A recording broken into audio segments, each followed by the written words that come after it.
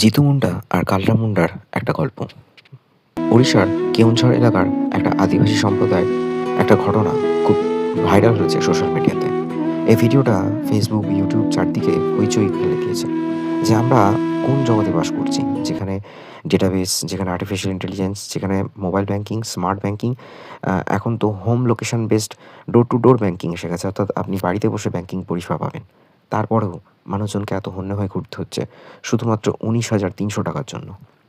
হ্যাঁ, কেওনঝড়ের গ্রামীণ এলাকা, গ্রামীণ ব্যাংকের একটা ঘটনা, যেখানে এই জিতু মুন্ডা তার বোনের ১৯,৩০০ টাকা নমিনি বাবদ পাওয়ার জন্য তার বোনের দেহ কবর থেকে খুঁড়ে আনতে হয়েছে। কেন আনতে হয়েছে? ঘটনাটা হচ্ছে এরকম: জানুয়ারি মাস ২০২৬-এ জিতু মুন্ডা এবং তার বোন একসঙ্গে থাকতো। তো জানুয়ারি মাসে তার বোনের মৃত্যু হয়। তা মারা যাওয়ার পর তার বোনের দেহ কবর করা হয় বা সমাধিস্থ করা হয় এবং জিতু মুন্ডা সে দিনমজুরে কাজ করে। খুবই কষ্টে সৃষ্টে তার জীবনযাপন করে। কেওনঝড়ের একটা দরিদ্র অঞ্চলের থেকে তার বাস। হঠাৎ করে সে জানতে পারে যে তার বোনের অ্যাকাউন্টে ১৯,৩০০ টাকা রয়েছে, মানে ব্যাংকের অ্যাকাউন্টে, গ্রামীণ ব্যাংকের অ্যাকাউন্ট। এবং সেই ব্যাংকে গিয়ে যখন খোঁজ করা হয়, তখন গ্রামীণ ব্যাংক থেকে বলা হয় যে ডেথ সার্টিফিকেট আনতে হবে, নমিনি তবে টাকা তুলতে পারবে, অথবা যা পরিষেবা রয়েছে, সরকারি যা প্রোফার্মা রয়েছে, সেই অনুযায়ী কাজ করতে হবে। এই কথাটা তো জিতু মুন্ডার মাথায় ঢুকবে না। সে তো পড়াশোনা করেনি, সে কিছুই জানে না।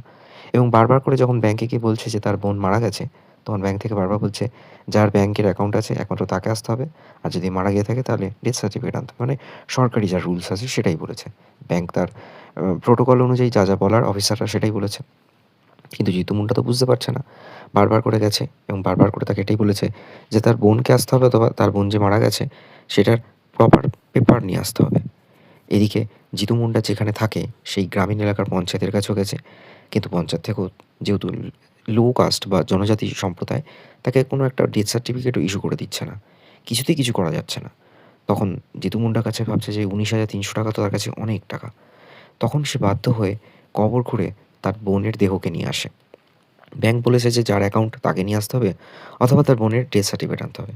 ডেথ সার্টিফিকেট যখন পেল না, তার বোনের দেহ কবর খুঁড়ে একটা বস্তার মধ্যে পুরে ৩ কিলোমিটার পায়ে হেঁটে কাঁধে করে তার বোনের দেহ ব্যাংকের ভেতর নিয়ে গেছে। ব্যাংকের অফিসাররা সেটা দেখে তো হকচকিয়ে গেছে, ভয় পেয়ে গেছে যে কোত্থেকে কঙ্কাল নিয়ে চলে এসছে। তখন বলল যে, দেখুন, আমার বোন মারা গেছে আর তার দেহ আমি নিয়ে এসেছি। আপনারা এবার আমার টাকাটা ফেরত দেওয়ার ব্যবস্থা করুন। ততক্ষণে লোকাল যে পাটনা থানার পুলিশ অফিসার, তাদেরকে ডেকে পাঠানো হয়েছে কেওনঝড়ের। তারাও চলে এসছে। তারা এসে তো ছবি-টবি তুলছে, অবাক হয়ে গেছে। কিন্তু তাদের এগেইনস্টে, মানে পুলিশ যে তাকে জিজ্ঞাসাবাদের পর কোনো লিগ্যাল অ্যাকশন নেবে তারও কোনো অপশন নেই। কারণ ব্যাংক তাকে বলেছে তার বোনকে আসতে হবে, অথবা তার বোনের ডেথ সার্টিফিকেট আনতে হবে।